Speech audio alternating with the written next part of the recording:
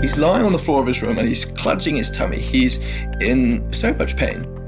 And from the floor of his room, he looks up and he sees this Bible, which Amrit had given him. And he remembers what Amrit had said, when life is bitter, Jesus can be the sweet.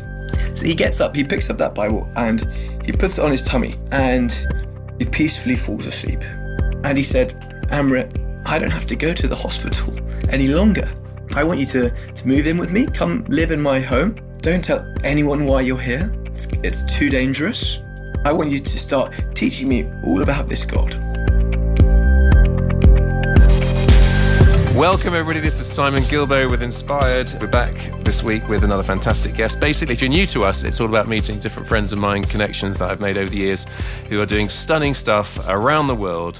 And this week, I've got no doubt you're going to be absolutely beautifully inspired because we've got with us Ed Michaelson. Welcome, Ed. Hello. Great to be here with you, Simon. Yeah, great to have you. So Ed and I go back, we reckon about 4 years. We met in Cardiff and I love Ed's vision. So he is a doctor, he's a qualified doctor, and he does that part-time with his main passion having set up an organisation called 500K, which we're going to come to, which involves church planting in rural India. So Ed, listen, let's get straight into it. Let's go back to sort of your backstory in general. How did you come to faith? Was it a standard sort of a childhood? Just tell us about yourself. Yeah, thanks, Simon. Well, I had the enormous privilege of growing up with great Christian parents who knew the Lord, taught us to know the Lord. Mm-hmm. And a crucial thing was every night we would spend time together as a family, praying, reading the Bible.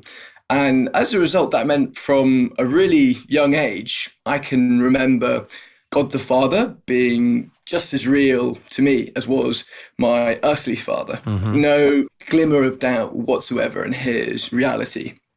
And for me, the beginning of that personal relationship with Jesus, that began when I was, I think, 6 or 7 years old. I went to a play at my brother's school. And all I really remember about this play was it being about space travel and lots about black holes.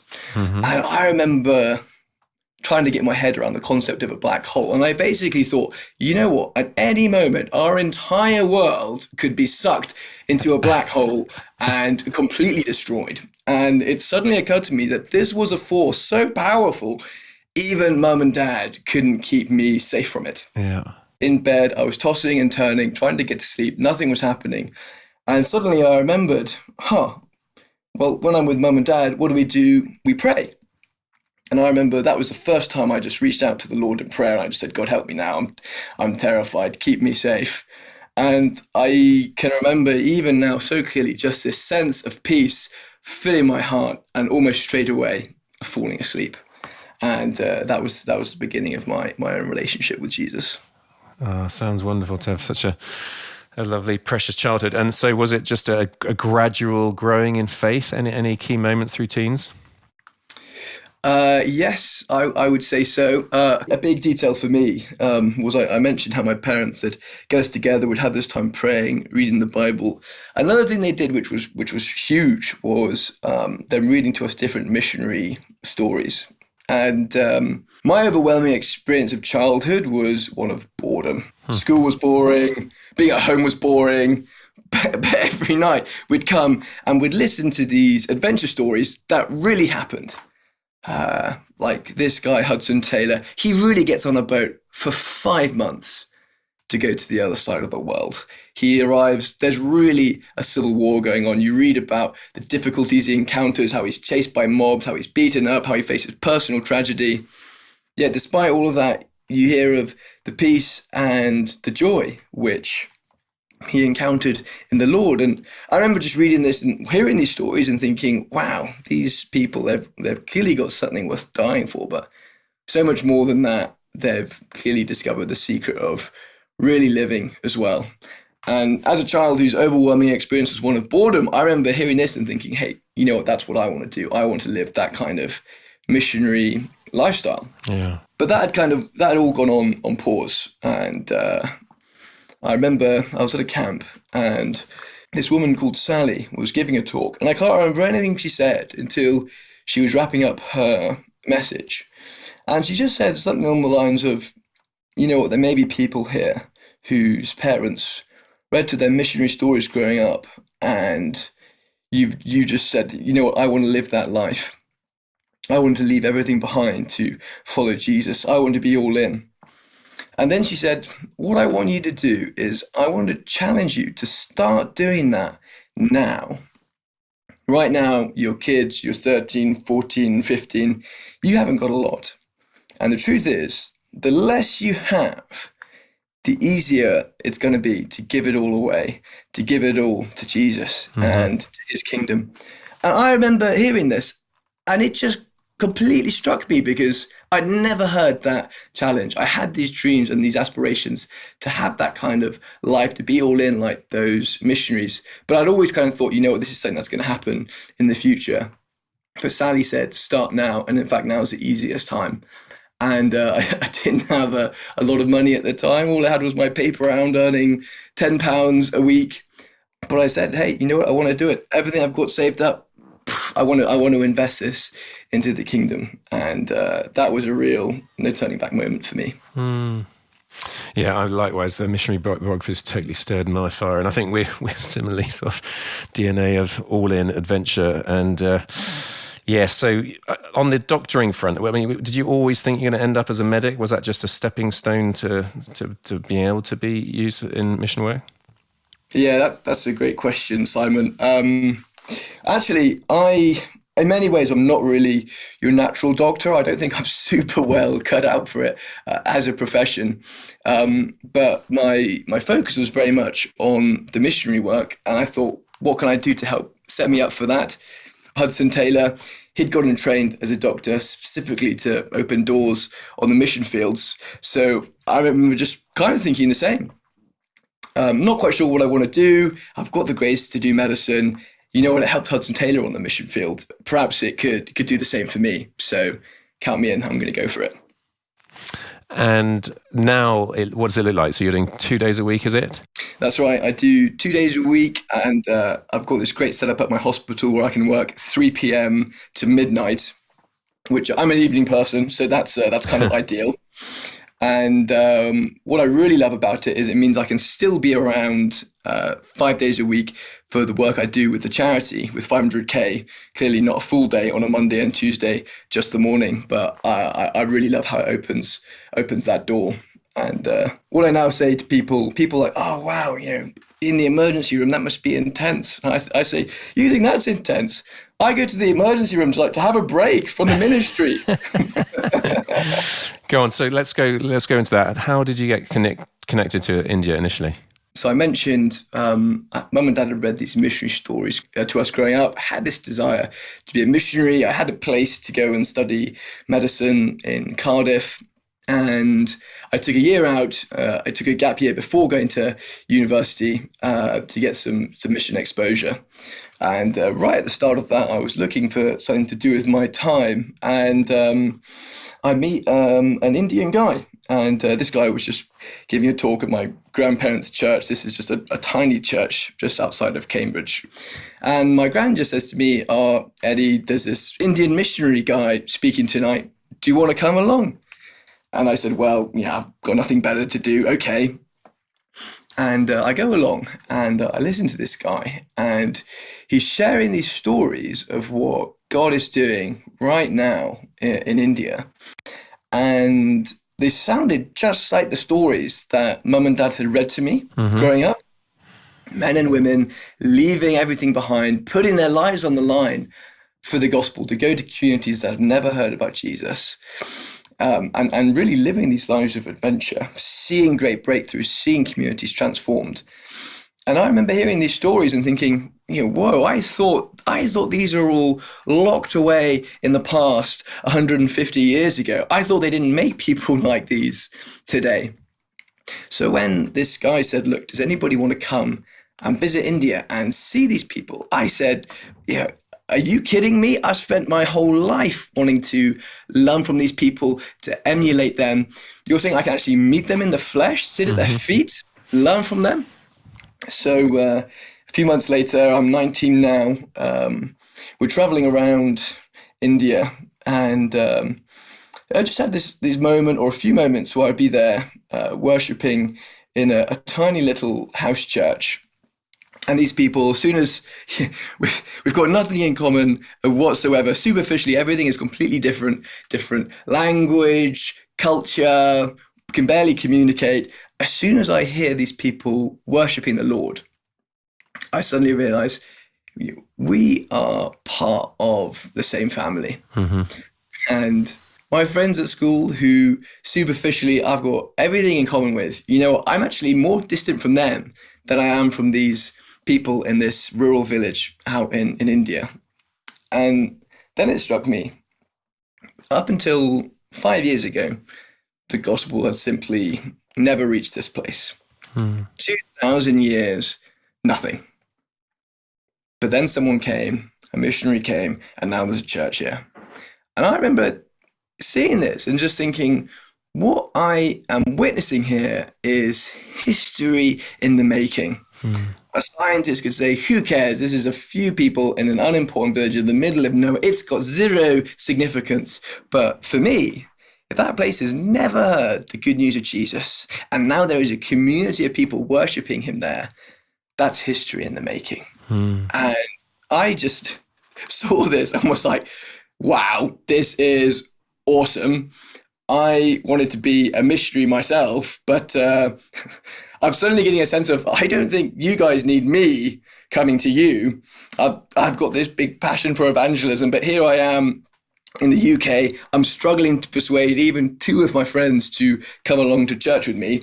Here you guys are making history, planting churches into unreached villages. And I was like, no. Okay, you guys do not need me coming to you. You're already doing it. How can I be a part of what is going on here? And they were a bit shy and a bit coy, but eventually they said, look, one of the ways you can help is through giving. Our churches are poor. We're struggling to look after the impoverished in our own communities and our own pastors, let alone sending out other people to be missionaries.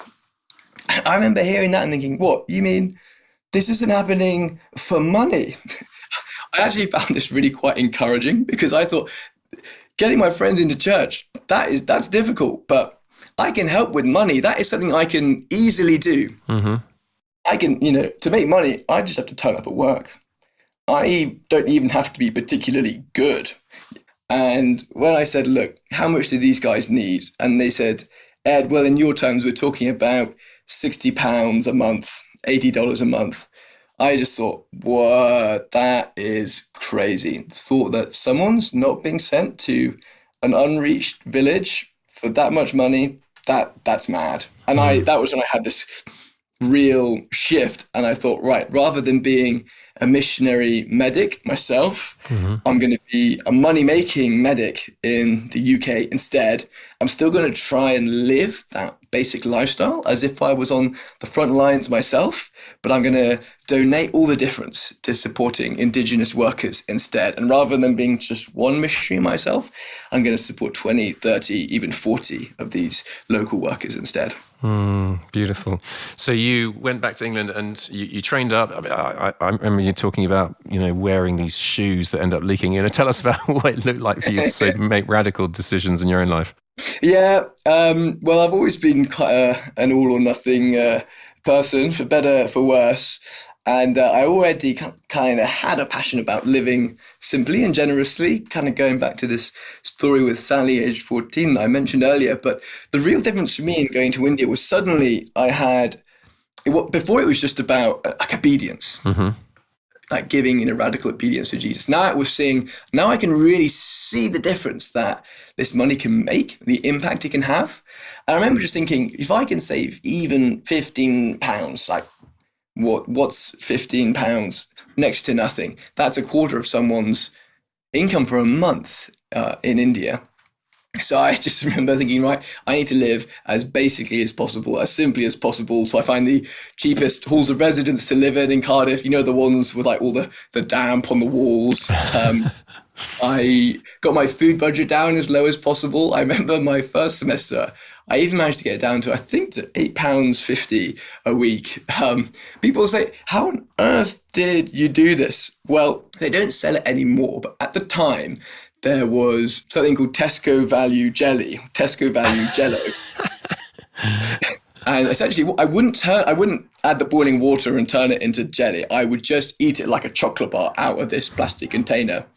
That would cost 3 pence, and it was 360 calories. So, apart from drinking cooking oil, this was the most calorie efficient thing that you could consume. It was 120 calories per penny.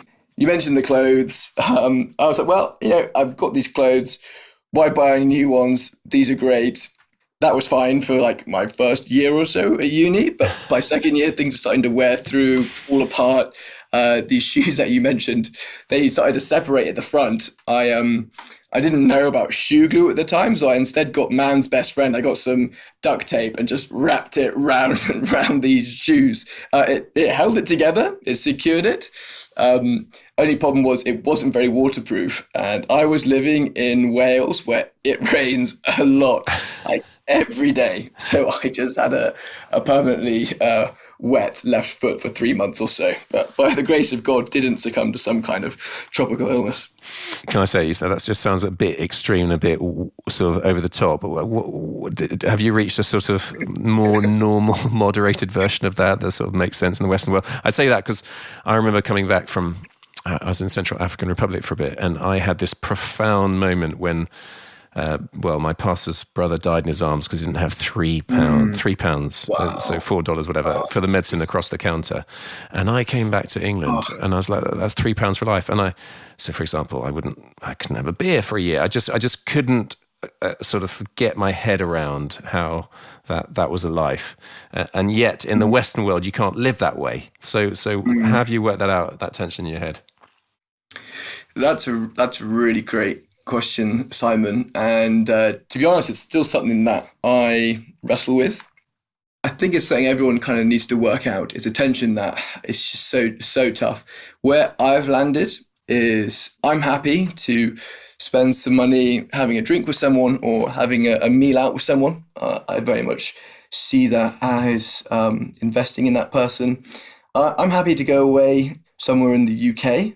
If it's a stag do or a weekend away with friends, I'm happy to spend money on that because, again, I want to invest in those friendships and those people. I haven't paid for myself a foreign holiday in years, I think over 10 years, because I just think, I don't know if I can justify this expense. There is value in holidays. I don't see why I need to go abroad to do this.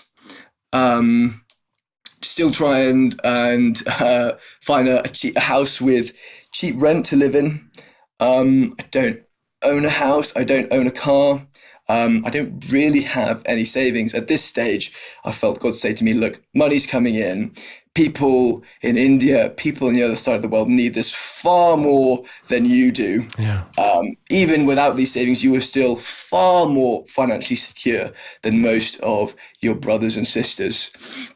So that's kind of I'd say it's kind of uneasy tension that I'm in. Sure. My clothes are much better than they used to be. They're still kind of charity shop clothes rather than new clothes. But I think it's a really, really difficult one and something to keep struggling and wrestling with. Yeah.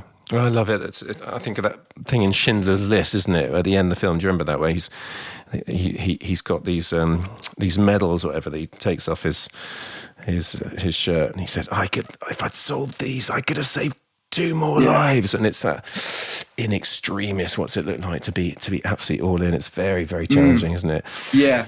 I think like something I find very, very grounding is 1 John 3, where John says, this is how we know what love is. Jesus Christ laid down his life for us, and we ought to lay down our lives for our brothers and sisters.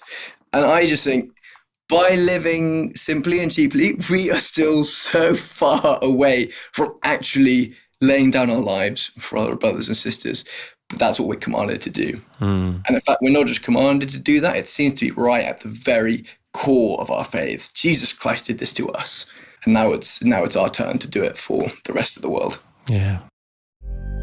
Hi folks, most of you know this podcast comes out under the auspices of Great Lakes Outreach, which works in Burundi, according to IMF figures recently, still the hungriest and poorest country in the world. Now, we do lots of beautiful things. I love the story recently of a leader who resisted going into prostitution and had a pair of scissors, did some hairdressing, could hardly make ends meet, but with a £7 loan, that was like $8.50, she was able to buy a few hair products, which enabled her to just get a higher margin on her hairdressing. And she has now paid back that loan. She managed to buy a pig, and more recently, on the back of paying back the loan, we've given her a bigger loan, and she's rented premises as a proper hair salon. I love that. £7 stopped her going to prostitution. The whole community now honours her as a woman of stature for not having gone down that path. £7, $8.50, literal game changer. We got lots of those stories. If you wanted to support our work out there, if you're loving the podcast, as many of you are, then you could just give whatever a month. It'd be beautiful. That's greatlakesoutreach.org/inspired. greatlakesoutreach.org/inspired. Any sum would be beautiful. Anyway, let's get back to the podcast. So you set up 500K, the organisation. Tell us about that. What does it mean? So I mentioned I came back from India, and to begin with, I never had any sense that God would be calling me to launch an organisation. It was very much just how can I give? What can I do? But God had his own plans, and little by little, things began to coalesce. Other people started giving. And we kind of started praying. This could be more than just ad hoc supporting a few church planters here and there. Something in particular that struck me was going to India a second time, visiting a training center there, and realizing that most of the people in this training center were from the newly planted churches in the previously unreached villages. And they were being trained to go and repeat that process, to go into another village. And I remember seeing that, and that really, really challenged me, thinking, wow, if you can not just go into a place and plant a church, but raise up new leaders, and those new leaders can go and plant more churches and raise up more people, you can multiply, you can scale, you can be unstoppable. And so that really got me thinking, and the others who were with me at the time, we were thinking and we were praying. And it's our conviction that there's no treasure in this world that compares to knowing Jesus Christ as Lord. There are all kinds of benefits, all kinds of good things, all kinds of privileges, like education, your wealth, your accomplishments, your family, who you are, what you've done, who you know, where you were born. All these things are great, but really, essentially, I believe all those details are irrelevant compared to the one question, the one privilege worth talking about. And that is, have you had the chance to know Jesus and to hear his gospel? Because essentially everything else is irrelevant. That's the only detail worth talking about. And we were reflecting on this, and we basically we asked the question, the what would it take question. What would it take for every person in India to have a chance to hear the good news of Jesus? What would it take for every person in India to have access to the gospel? And I'm a big believer in the local church. I really believe that for someone to have a chance to meet with Jesus, there has to be a church within their community that can share Jesus with them. So we started doing some research at the time. We were consulting Professor Google, and what we learned was that of the 600,000 villages in India, as many as 500,000, 500,000, have got no church, no Christian presence, completely unreached. And we learned that, and we just said, well, then that's the need. That's what it would take for every person in India to have access to the gospel. You'd have to have 500,000 churches, a church in every village, a gospel witness in every community.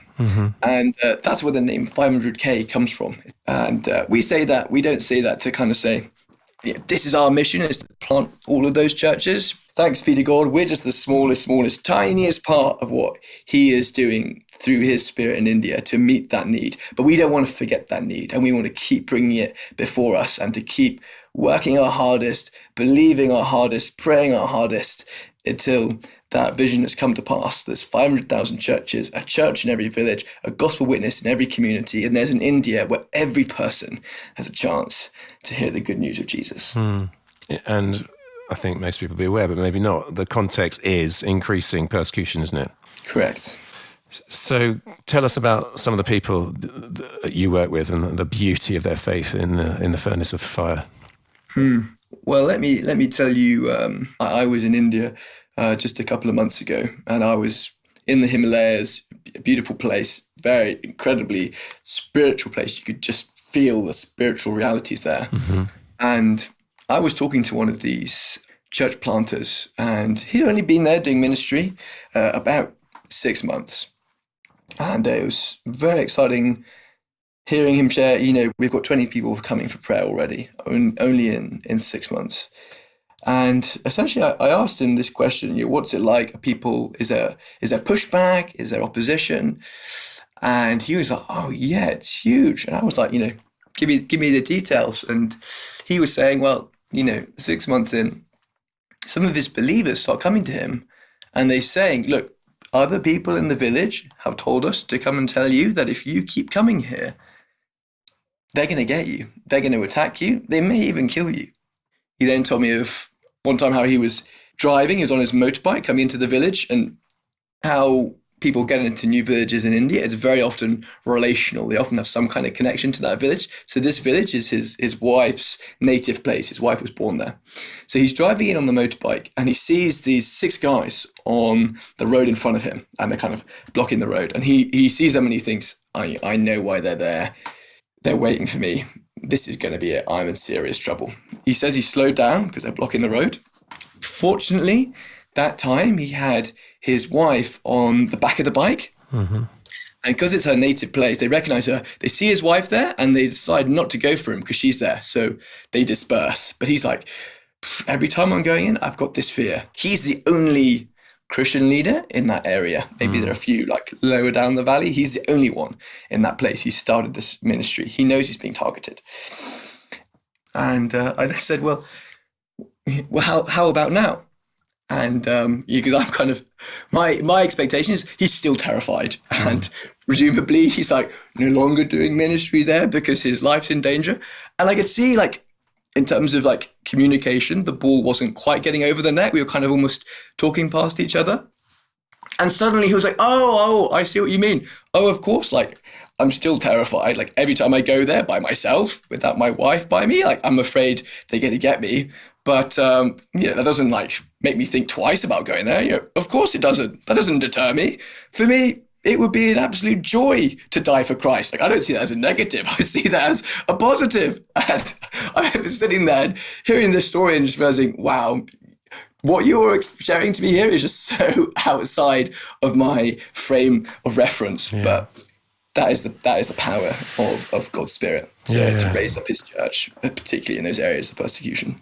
It's very humbling for us, isn't it, in the closeted West? I came up from Burundi just last week, and it's with our Muslim evangelism guys, and those guys. I mean, when I take people out into the streets in England or in Wales, we met you in Wales. People are really fearful of sharing their faith. And I said, look, if you're polite and got any sort of social skills and read the vibe, the worst thing that you will ever get is no thanks, no thanks. And these guys in Burundi, they're saying to me, Simon, when we're packing away our things, having reached out in the Muslim community, and they are stoning us, it'd be really helpful to have a vehicle to make a faster getaway. It's just a different league, isn't it? Oh dear. So I'm interested in, the parts of India that are very much harder than others and less receptive. But have you seen through your guys sort of major outpouring of the Spirit in terms of the miraculous? Absolutely, yeah. To share one story, and this is again from a couple of months ago when I was in India.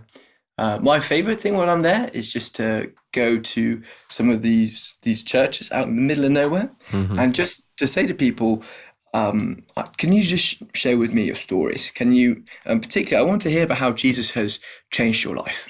And this woman, she's wearing this beautiful orange sari, this beautiful orange dress. She stands up and she's sharing her testimony, and tears are just streaming down her face. There was just so much passion there. She starts sharing her story, and she says, look, I think at about the age of 16, I got married. It was an arranged marriage. And things were okay. But then my husband, he starts drinking. He then stops working. So all the money he does have is going on the alcohol. There's no more money coming in because he doesn't have a job. Unfortunately, he starts to get violent, as people often do when they're drinking to excess. So he would beat me up. Then one day, if there's no money around, we're struggling, he said to me and my children, you need to go move back in with your parents. And he said, I can leave you. I can never leave the alcohol. And I could see how this lady was so distraught. She was saying at that time, she was just covered. She had itching from like top of her head to the bottom of her feet, head to toe, had itching all over her body. She was being tortured by nightmares. She said she had a huge sense of alienation from people. She would go into a room, there'd be people there, she just didn't feel like she could be around them. All of this was going on. Anyway, one of our missionaries, church planters, goes into that community. This lady hears the gospel. She's prayed for. She gives her life to Christ. She says, straight away, all of that itching stopped. The nightmares stopped. Sense of alienation from people stopped. In her words, she'd just been, that God had delivered her. She then goes to her husband and she says, look, I want you to come to this meeting and hear about this Jesus. And he says, no way, not interested. She's disappointed. She's crushed. She goes back to this missionary, this Indian missionary, and the missionary says, look, don't be disappointed. We're Christians, and when things don't go the way we're hoping them to, we pray. So they start praying and praying and praying. Some months pass. She goes back. She speaks to her husband again. She asks him to come to this church meeting. He says, okay. She told me how that very night he gave his life to Christ, and he's not touched a drop of alcohol again since. Beautiful. Just completely delivered. She and her children have moved back in. The family's been reconciled. He's repented of his old way of doing things. There's no more domestic abuse. I could just see how she was there, and she was just weeping, sharing her story, because her entire life has been turned around by meeting with Jesus and what he's done. Love it. Any more you want to share? I was speaking to a woman at one of these church plants, and she shared her testimony, and she was saying how she had been bedridden for 7 years. So her children are coming, they're washing her on the bed, they're bringing a bedpan, sometimes they pick her up, put her in the chair. That was her life, if you could call it a life, for 7 years. And then 10 years ago, this evangelist, nothing to do with us, this evangelist comes walking through the village and he's looking for people to pray for, people to minister to. Someone tells him about this woman. So he goes and meets her, starts sharing the gospel with her over a period of 6 months, meeting with her, praying, sharing from the word. During those 6 months, first of all, she starts walking, hobbling around on a stick. By the end of those 6 months, she's completely recovered, complete healing. And she's got this huge grin on her face, like when I saw her. So this woman had been healed, but that all happened 10 years ago. And this evangelist, he's an itinerant evangelist. It's in his nature to move on and to minister to other places. So he goes. And that was a story. Then I was here and I was talking to some of these church planters in that area as well. And one of the church planters, he said, well, his leader told him to minister somewhere in these villages, but for God to direct him where exactly to go. So he told me he started prayer walking. And he's walking from village to village praying. And he said there was one particular village where God gave him a sense of peace.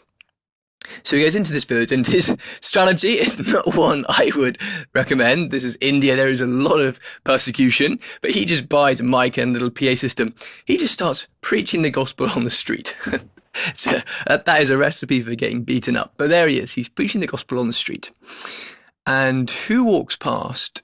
It's this very same woman who had been healed from 7 years being bedridden 10 years prior. And she walks past and she says, are you preaching the gospel? And he says, yes, I am. She says, I have been praying for 10 years that God would bring someone else to this village to continue what that man started. Please, would you stay here and minister to this village? And this church planter, this missionary who was telling me how this woman, she was like the person of peace through whom he was able to reach this village, reach that community. She opens up her networks to him. The first person she tells him about, he starts ministering to, is her neighbor. And her neighbor is a young woman, and her parents had been using her as a fortune teller. So a spirit would come upon her, and people would come to her, and she would tell their futures. And the family thought this was great. They got respect and status in the community. They were given money as well. Things were going great, right until they weren't going so great. This lady started manifesting these strange behaviors. She could be in the field working with someone and suddenly like dissociate and just not respond to anything they're saying, or she would then scream and collapse, hit the deck. They were telling me how at home she would sometimes grab a knife, she would threaten to cut herself or hurt people in the family. They'd hold her down, take this knife off her. Another time they're out in the village and she tries to throw herself in a well, they have to restrain her. And this was the first person whom the missionary starts ministering to. He goes to her and he says, look, this spiritual force that you've been using to tell these fortunes, this isn't God. This isn't a good power. This is something you have to repent of. This is something you need to be cleansed by the blood of Christ. You can be forgiven. And this woman, she does just that. She gives her life to Christ. She's prayed for. She's delivered from this spirit. But what was really exciting was then seeing this woman and her testimony in the village. Now, when I was there, several families were coming for prayer and worship. This woman who had been healed of the weakness and she was in bed for 7 years, that was a great story, but that had happened 10 years ago in the past. But this young woman who's been cured from this spirit, that is fresh. And people are saying, hey, this is the girl who previously was causing all this trouble, all this disruption, all this chaos. Now she's telling us about a God who loves us, a God who's forgiven her. People are interested. They hear that story and they're thinking, God's done that for her. What can God do for me? And that is what is powering so much of the growth of the churches in these villages. Wonderful. In terms of numbers and church growth, can you talk into that at all? Well, I think for me, getting to work in India is a very exciting place because there's just more and more people stepping up saying, look, I want to go. I want to be sent. This message has come and saved me. I want to take it back to my village, my tribe, my state. I want them to hear as well. And people are just hungry. People are hungry to hear of a God who loves them. That is just, it's kind of a bit twee here in the UK. It's like a crazy revolutionary idea in India. And as a result, churches are just growing like anything. So we launched 500K back in late 2014, so about 8.5 years ago. Mm-hmm. Back then we were supporting 30 church planters. Now it's more like 730 church planters. Right. Some of those have come off the books as well and no longer being financially supported. Altogether, these people have reached over 4,700 villages. Mm-hmm. So it's kind of like, come on, we're getting close to that 5,000, to that 1% barrier. We're getting there. And there's about 43,000 people who are attending those meetings, who are hearing the gospel on a regular basis. Just wonderful. I mean, that just sounds absolutely brilliant. I know there are major ups and downs when you're all in. So can you share some of the difficulties you've had and what's got you through? For me, perhaps one of the biggest difficulties, like relationship is so key to what we do. Mm-hmm. So we work through Bible colleges in India. Each of these Bible colleges is training people, and they then go out and become a part of a church planting network associated with that Bible college. And we're working with 8 or so of these at the moment. What was really, really tough was having to say goodbye to one of those groups. And I was relationally very, very close with them and with their leader as well. But it transpired that they were doing amazing work and had reached a lot of people for the gospel. But we also found that there had been dishonesty and funds had gone missing. A portion of the money that we'd given for the church planters simply had never made it to them, and that had been covered up and lied about, and we tried to work through that, and we weren't able to, and we had to break off, and that was very, very tough to lose that relationship, to try and understand it and to make sense of it when this is a Christian brother who's in many ways been a mentor, in many ways one of the best Christian people I've ever met. How how can those two things go on? How can someone be this inspirational Christian and then also, for what happened with that money to happen? That was very hard to understand, and very hard also to have to say goodbye to some of our church planters, because we're supporting them through that network. So that was really tough. And yeah, I think that's one of the hardest things about leadership, I'd say, is conflict and what to do when things go wrong and when relationships don't work out. Yeah. No, I remember a sucker blow of a friend of mine forging my signature and nicking $15,000 from designated funding for specific outreach, and it was devastating. And it took 2 years for that particular organisation to sort of rebuild any success trust. But it's redeemed and. Back on the road and seeing lots of people come to faith. So we're in it for the long haul. It's not short-term stuff, is it? Amen. Hey folks, I'm loving hearing the impact of the podcast, all the feedback and how people are being encouraged and stirred in their faith. So listen, you are our best advocates and recruiters in a sense. So just wondering, can you think of 3 people that you could forward this podcast to? Can you? 3 people, and we'll spread the network and bombarding people with joy and hope and encouragement. Go on, go for it. That'll be a real help to me. All right, let's get back to the podcast. So Ed, I know you've got gazillions of really inspiring stories. Go on, just share a few of your best. Yeah, I'd like to share a story of just one of them to give you a picture of what just one of them's doing. This is a guy, call him Amrit. He actually was from the south of India, but he felt God calling him to go right into North India, to near the border with Pakistan, to outreach there. So there he is, and it's a very tribal area. And where that place is, it's particularly dangerous to share the gospel due to the majority faith there. And what they did was Amrit and his colleague, they waited until Christmas. And at Christmas time, they then invite all the local dignitaries. So that's like the train ticket inspector and the local policeman and the guy who runs the post office and all the local chiefs of the tribes. And they all come. And they attend this party and they say, look, we're Christians. And at Christmas, we like to celebrate. And we do 2 things. We give people presents. And so they give everyone there a Bible wrapped up in some paper. And they say, here's your Christmas present.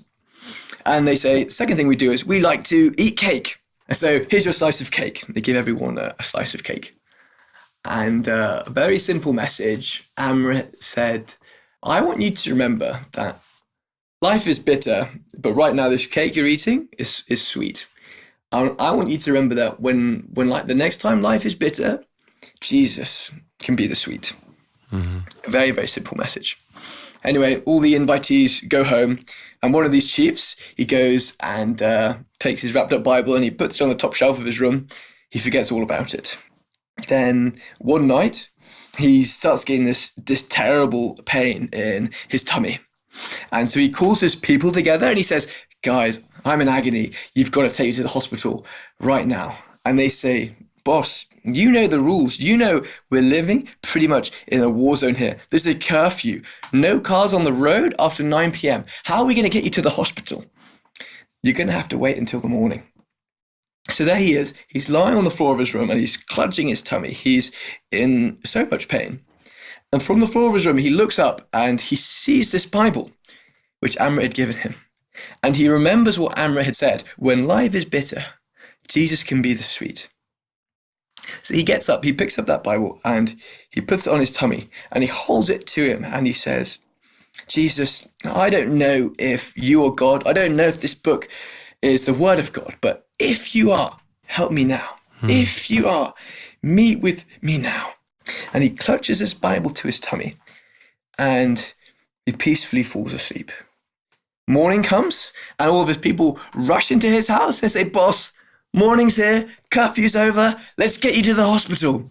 He says, I don't have to go to the hospital any longer. He gets 2 boys and he sends them to go running over to Amrit's village. He says, bring Amrit here. So Amrit arrives and he explains, he shares what happened. Last night I was in so much pain, but I remembered what you said. I prayed, I put the Bible on my stomach. The pain went away. And he said, Amrit, I want you to move in with me. Come live in my home. Don't tell anyone why you're here. It's too dangerous. But I want you to move in. I'm going to tell everyone you're here to teach my children English, and you will. But I want you to start teaching me all about this God, teaching me all about this Jesus. And when the time's right, when it's safe, I'm going to bring other people here to hear this message as well. And that was the amazing story of the church in that place. Brilliant. Wonderful. Listen, for us listening, we're most of us are in England, America, Australia, Canada, New Zealand. It's that sort of crowd as well as across Europe. But very different Western contexts. We're not suffering massively for our faith. We're not living in extreme poverty. But what would your message to Christians in the West wanting to live a radical discipleship? What for Jesus? What would your message be to us? I think we can so easily just lose a sense of wonder of the gospel, of just how an astonishing a message this is. I was on the trains in India once, and that's just my favorite thing to do, is just open the door of these trains and just watch the world go by. So here I am, and I'm praying, and a young Indian guy starts talking to me, and I was thinking, I just want to have some downtime, some time of prayer. But I felt God saying to me, look, Ed, you need to share the gospel with this guy. So I start talking to him, and I say, hey, do you believe in God? And he says, well, yeah, of course I do. And that is a very common response in India. Even for this guy who's a student, he's an educated guy from the cities, everyone believes in God. And then I said to him, what do you think God is like? And he said, well, that is a good question. And I find myself wondering the same. Look at all this suffering around us. Look at these poor people at the side of the railways. We'd just seen a boy on the train being beaten by the ticket inspector. He really couldn't understand how there could be a God who loves us. That's just so completely foreign. So in a few minutes, I was able to share the gospel with this man. And I'll never forget this. He was looking at me, and he was just like dumbstruck, completely silent. And then after several seconds, he just blinks and says, wow. And then there's another stunned silence. And then it's like he does a double take, and he blinks again. And again he says, wow. And then there are a few more seconds of silence, and then another blink, and then another, wow. And this just kept on happening. We just so easily forget just how astonishing our gospel is, of the message of the God who loves us and who died to save us. Wonderful. My message would be to go all in. We live in a world which is all about consumerism. It's about getting stuff. It's about consuming experiences. It's about how can I get the best life for myself, and that can kind of seep in and just start to infect our brains, and that mentality can take over. We need to just push back against that and say, we follow a God who gave his own life for us.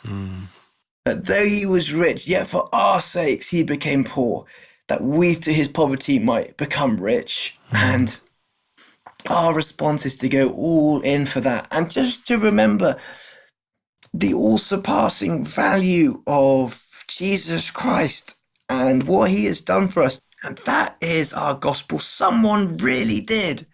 The Son of God really did love us enough, and he really did die for us. And if we can just see that value and keep bringing that before our eyes every day, just trying to all these distractions, just life and careers and experiences and what are you doing and how you accomplish it. Can we just try and get rid of that? Commit ourselves to consecrating ourselves to Jesus, of living a life of undivided devotion to him, being committed to prayer, being committed to his word, being committed to fellowship.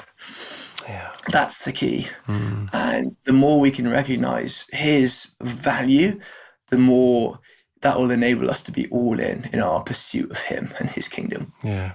challenge for us in the West, unless we're regularly exposed to cross-cultural mission, and the cost of it is that we've got such a low bar of what is considered reasonable discipleship, isn't it? And that's why I love it. I get 4 times a year to go back to Brittany, just be with guys who are willing to die for their faith, who are suffering, who've sacrificed incredibly lucrative career opportunities to be all in. And that sort of raises back up the bar for me when I'm tempted to tone it down.